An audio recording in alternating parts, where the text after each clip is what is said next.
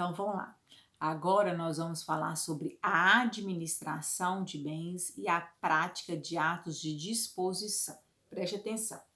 Os atos necessários à manutenção da entidade familiar podem ser praticados livremente por quaisquer dos cônjuges, sem necessidade de autorização do outro e independente do regime de bens. Então, tudo aquilo que for necessário para a manutenção da entidade familiar, tudo aquilo que for necessário para a manutenção da sociedade conjugal, os cônjuges podem praticar esses atos livremente, ou seja, sem precisar da autorização um ou do outro, e independente do regime de bens que eles tenham casado. O Código Civil estabelece de forma precisa quais são os atos que eu posso praticar livremente, independente do regime de bens, independente da autorização do outro cônjuge, e estabelece os atos que eu não posso praticar livremente. Nós vamos começar a estudar quais são os atos que eu posso praticar independentemente do consentimento do outro cônjuge, independentemente do regime de bens que eu esteja casado.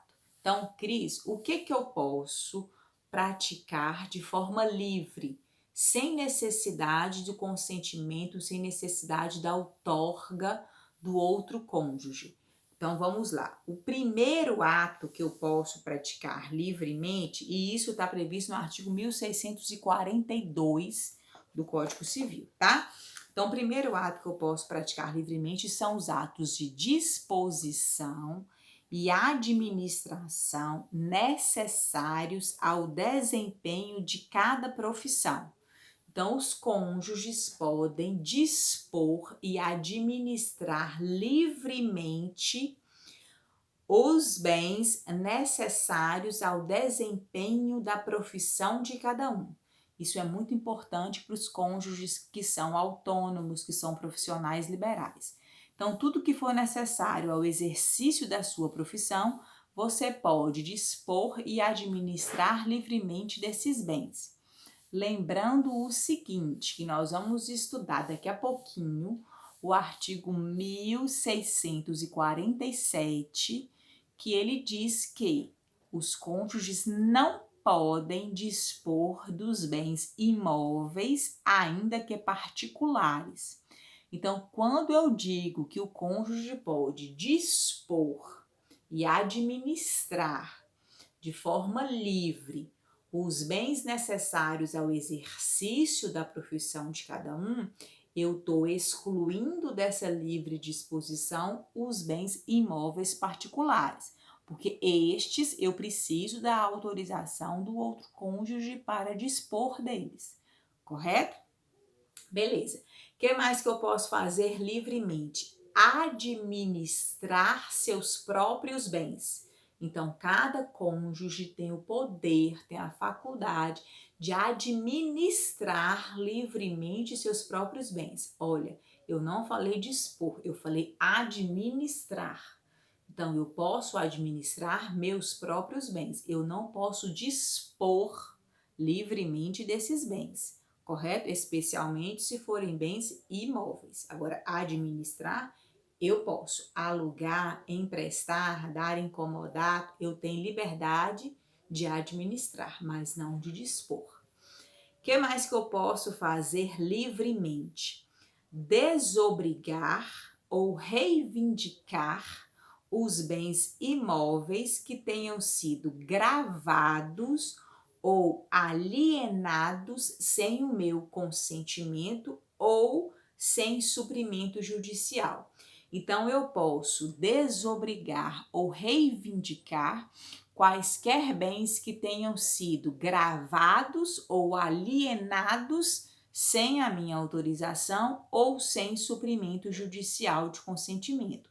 Então, se eu sou casada e o meu marido, por exemplo, grava um dos imóveis com um ônus real, uma hipoteca, um usufruto, uma servidão, ou ele aliena esse bem sem a minha autorização. Eu posso desonerar, desobrigar esse bem, levantar esse ônus real, ou buscar esse bem de volta, reivindicar no caso de alienação sozinha, sem necessidade da participação do outro cônjuge no ajuizamento dessa ação, certo? Então, se grava um bem ou se aliena um bem sem autorização do cônjuge, o outro tem o direito de tirar esse gravame e buscar esse bem sem necessidade da participação do cônjuge no ajuizamento dessa ação.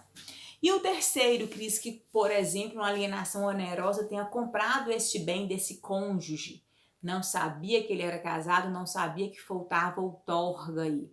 Neste caso, o terceiro tem ação regressiva contra o cônjuge que vendeu o bem sem a autorização do outro, tá? Então, cabe a ação de regresso do terceiro contra o cônjuge que grava ou aliena o bem sem a autorização do outro. O que mais que eu posso fazer sozinho? Demandar a rescisão dos contratos de fiança ou aval que tenham sido dados sem a minha autorização. Então, se o meu cônjuge for fiador, se o meu cônjuge for avalista, ele precisa, para ser fiador ou precisa para ser avalista, da minha autorização, da minha outorga, do meu consentimento. Se ele participa, ou seja, se ele é fiador, se ele é avalista sem o meu consentimento, eu posso, sozinha, ajuizar uma ação pedindo a rescisão desse contrato de fiança ou desse contrato de aval. Correto? Que mais que eu posso fazer sozinha sem a autorização do outro cônjuge? E aqui, quem tiver com o código aí acompanha o artigo 1642, inciso 5. Reivindicar os bens comuns, móveis ou imóveis, doados ou transferidos pelo outro cônjuge ao concubino, desde que provado que os bens não foram adquiridos pelo esforço comum de cada um destes, se o casal estiver separado de fato há mais de 5 anos. Aqui nós temos que ter especial atenção no que diz respeito a esse prazo de 5 anos, então prestem atenção. O Código Civil, ele permite que uma pessoa que esteja separada de fato possa viver em união estável. E o código não exige prazo mínimo de separação de fato. Então, quando esse inciso 5 do 1642 estabelece prazo de 5 anos de separação de fato, o que esse inciso está falando? Que eu, que estou separada de fato, posso pedir a anulação, ou seja, reivindicar os bens que tenham sido doados durante a minha separação de fato ao concubino do meu marido, por exemplo. Vamos estabelecer o seguinte: se eu estou separada de fato e o meu ex-marido vive uma relação, essa relação dele não é uma relação concubinária, é uma relação de união estável, porque quem está separado de fato pode viver em união estável. E durante a união estável não se aplica as regras do regime de bens. Então, todos os bens que forem adquiridos durante a união estável, durante a separação de fato, pertencem ao meu ex-marido e à sua nova companheira, correto? Então, o que eu posso buscar são os bens que tenham sido doados ou transferidos durante o meu casamento, mas não após a minha separação de fato. Então, cuidado com esse inciso 5 do artigo 1642, tá? Também posso praticar todos os atos que não forem vedados expressamente em lei. Então, tudo que não for vedado expressamente em lei, eu posso praticar. Então, esse artigo 1642 estabelece os atos que eu posso praticar livremente.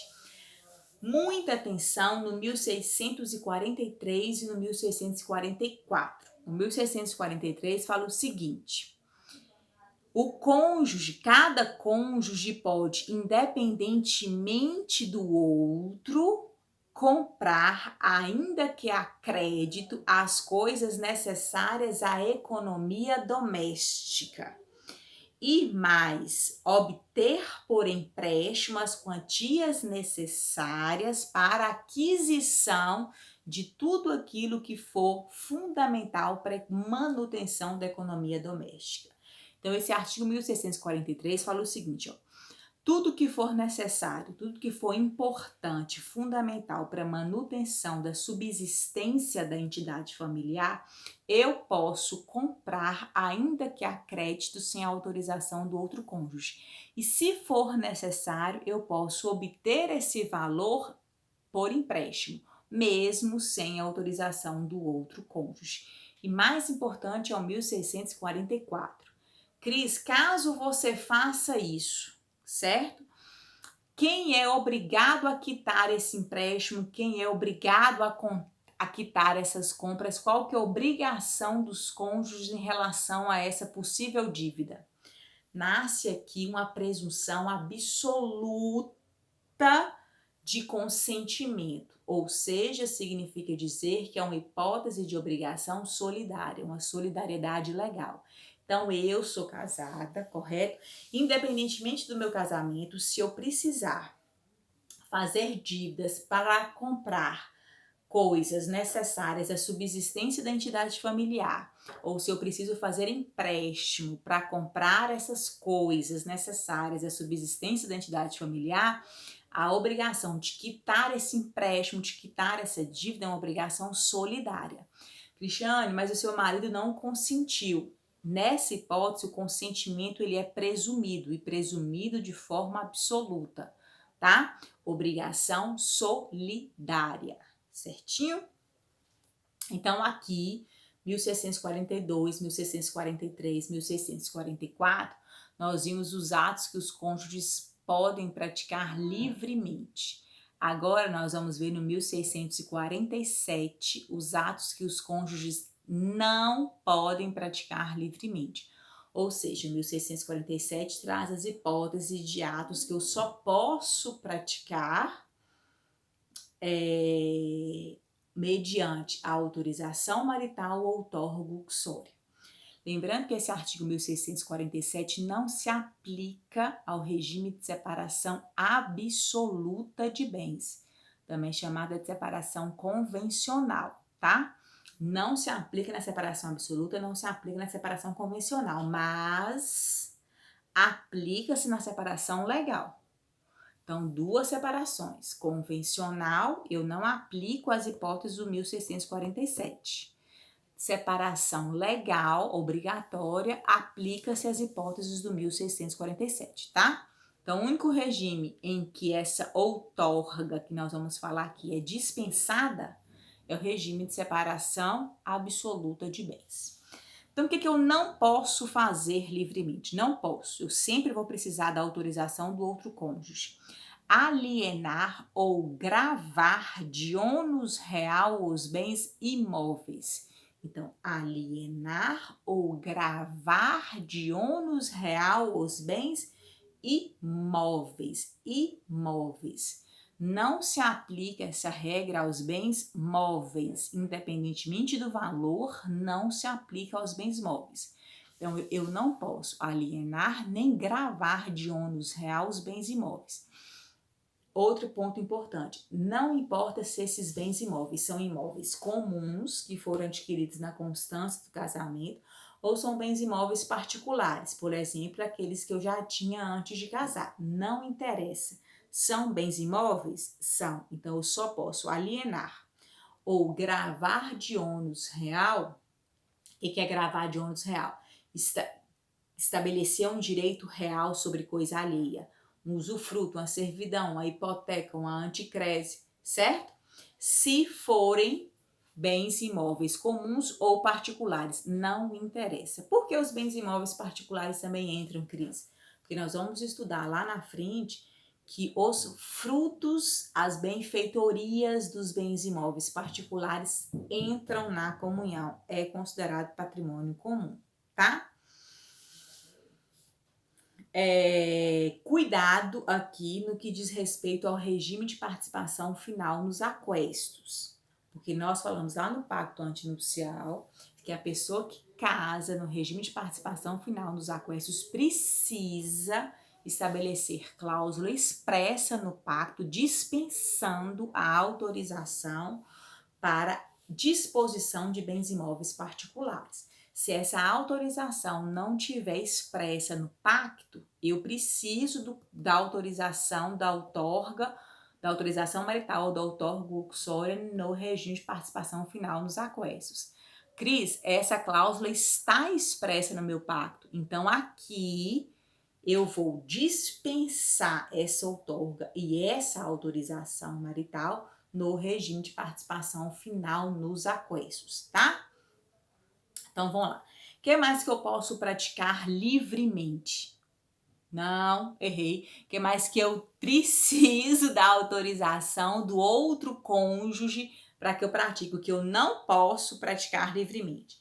Pleitear como autor ou réu acerca desses direitos. Então, toda ação real imobiliária, eu preciso, para juizar essa ação, da participação do cônjuge, um litisconsórcio aqui necessário, tá? O que mais que eu preciso da autorização do cônjuge para estabelecer fiança ou aval? Então, para eu ser fiador, para eu ser avalista, eu preciso da outorga da autorização do outro cônjuge. O único regime que eu não preciso, regime de separação total de bens. Outra situação que eu não posso praticar sozinho, fazer doação de bens comuns ou de bens que possam integrar futura meação. Então, eu não posso doar bens comuns nem bens que possam integrar futura meação sem a autorização do outro cônjuge, tá? Não está no artigo 1647, mas está na lei de locação e é importante. Eu disse lá no artigo 1642 que eu posso praticar livremente os atos de administração dos meus próprios bens, correto? Mas tomem cuidado quando eu falo de locação de imóveis, tá? Por quê? A lei de locação estabelece que na locação de imóveis urbanos, se o contrato de locação for superior a 10 anos, eu só posso estabelecer esse contrato, celebrar esse contrato com a autorização do outro cônjuge. Então, se eu, Cris, pego um dos imóveis que eu tenho, meu imóvel particular, e quero alugar esse imóvel, se o contrato de locação for superior a 10 anos, eu preciso da autorização do consentimento do meu cônjuge, correto? Agora um ponto importante. Nós estamos falando a todo tempo de casamento, a necessidade de outorga, de autorização marital para esses atos previstos no artigo 1647, sempre voltados à pessoa casada. A pergunta é: essa outorga, essa autorização marital, ela é aplicável para quem vive em união estável? E aqui é tema de monografia de uma aluna muito especial que vai tratar desse tema. E aqui a pergunta é justamente essa. Na união estável, eu também preciso da autorização do companheiro para dispor ou para gravar de ônus real os bens imóveis, para ser fiador, para ser avalista, para estabelecer contrato de locação, é necessário essa autorização do companheiro ou não? E aqui eu tenho duas correntes doutrinárias. A primeira corrente, que entende que o artigo 1647 é aplicável a qualquer relação familiar que seja estabelecida por meio de um regime de comunhão. Então, o regime da união estável é regime de comunhão parcial ou é regime de comunhão universal? Tem comunhão de bens? Tem. Então, aplica-se o 1647. Então, para a primeira corrente, esse artigo 1647, ele aplica para qualquer forma de família que tenha sido constituída através do regime de comunhão de bens. A segunda corrente, que é a corrente em que se filia o Cristiano Chaves, fala o seguinte: não se aplica o 1647 à união estável. Entende que esse artigo 1647 é um artigo de aplicação exclusiva ao casamento, exclusiva ao matrimônio. Primeira justificativa dessa corrente, eles falam o seguinte: A norma do artigo 1647 é uma norma restritiva de direito. Se ela é uma norma restritiva de direito, ela é uma norma que merece uma interpretação restritiva. Então, toda norma que restringe direito, sua interpretação deve ser restritiva. Então, interpretando restritivamente, eu aplicaria esse artigo exclusivamente ao casamento e não à união estável. Segunda justificativa, eles falam o seguinte: a união estável é uma união fática. E como união fática, ela não surte efeitos em relação a terceiros, correto? Então, não se aplicaria o 1647 à união estável. E a terceira justificativa seria justamente a proteção do terceiro de boa-fé. Então, vamos lá. O terceiro de boa-fé que celebra negócio jurídico com alguém que vive em união estável, ele não tem como saber de forma certa e objetiva se aquela pessoa vive ou não em união estável. Por quê? Porque a união estável é uma união fática. Ela não exige para sua configuração nenhum contrato, nenhum pacto, nenhum documento, correto? Se a pessoa é casada, eu consigo provar o seu casamento de forma bem simples, através da certidão de casamento. Nosso casamento é civil e é aquele celebrado perante o cartório de registro civil que vai me dar uma certidão, que é a certidão de casamento, correto? A união estável não. A união estável são pessoas que vivem uma união pública, duradoura, com o objetivo de constituir família e que uma das características é a informalidade. Não exige-se para a configuração de união estável um documento de constituição de união estável. Tem pessoas que vivem união estável que celebram contratos de convivência, beleza, mas isso é requisito para a configuração da união estável? Não. Então, várias são as pessoas que vivem união estável sem nenhum tipo de documento que comprova essa união estável, é uma união fática. Então, o terceiro de boa-fé, ele não sabe se aquela pessoa com quem ele está celebrando o negócio jurídico, se aquela pessoa vive ou não em união estável. Então, ele acredita que não viva em união estável e justamente por isso ele entende que o seu negócio jurídico está plenamente válido, correto? Então, se eu aplicasse o artigo 1647 às uniões estáveis, essa alienação do companheiro a terceiro de boa-fé seria passível de anulação. Para proteger esse terceiro de boa-fé que não tem como saber que aquela pessoa com que ele celebrou o negócio jurídico vivia união estável, o Cristiano Chaves e essa corrente doutrinária entende que esse artigo 1647 não se aplica à união estável, ou seja, a alienação feita ao terceiro de boa-fé, ela vai ser válida e eficaz, correto? Cris, e o companheiro prejudicado? E o companheiro que não deu essa autorização, já que não é exigido, e ele fica no prejuízo? Não, o companheiro teria ação de regresso contra o outro que alienou o bem sem o seu consentimento, sem a sua vontade, mas o terceiro de boa-fé fica resguardado. Então, há uma divergência. Alguns entendem que na união estável eu preciso da outorga do companheiro e outros entendem que na união estável essa outorga ela é dispensada. Já teve decisões no sentido de que se a união estável for de conhecimento de todos, que o cartório poderia exigir então essa outorga ou esse consentimento. Mas é algo difícil de se verificar na prática, tá bom? O outro ponto importante para a gente tratar aqui que eu já falei para vocês, é que essa outorga, essa autorização de que fala o artigo 1647, ela vai ser dispensada no regime de separação absoluta de bens. Cuidado! Ela é dispensada na separação absoluta, mas ela não é dispensada na separação obrigatória. Cris, o meu pai, com 72 anos, casou novamente. Qual que é o regime de casamento? Separação obrigatória.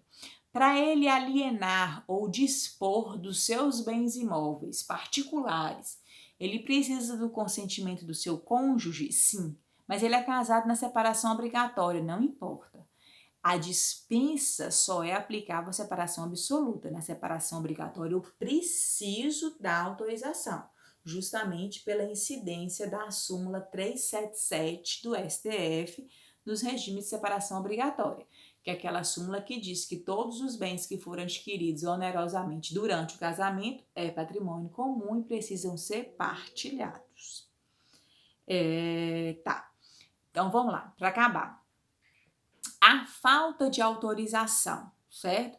A falta dessa outorga, a falta dessa autorização sempre que for exigida, caso o cônjuge não dê e não tenha um motivo justificável, eu posso suprir essa autorização do cônjuge de alguma forma? Perfeitamente, suprimento judicial de consentimento.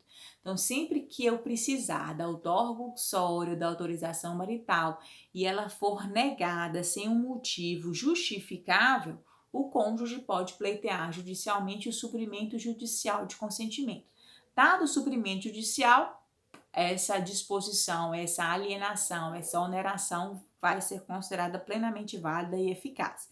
Então, essa outorga, esse suprimento, essa outorga ou esse consentimento pode ser suprido através do suprimento judicial de consentimento, tá? E para terminar agora, quando essa outorga for exigida, que é as hipóteses do 1647, e ela não for dada, e o cônjuge mesmo assim onera ou dispõe de bens sem a autorização e sem o suprimento. Significa dizer que essa alienação ou essa oneração pode ser anulada.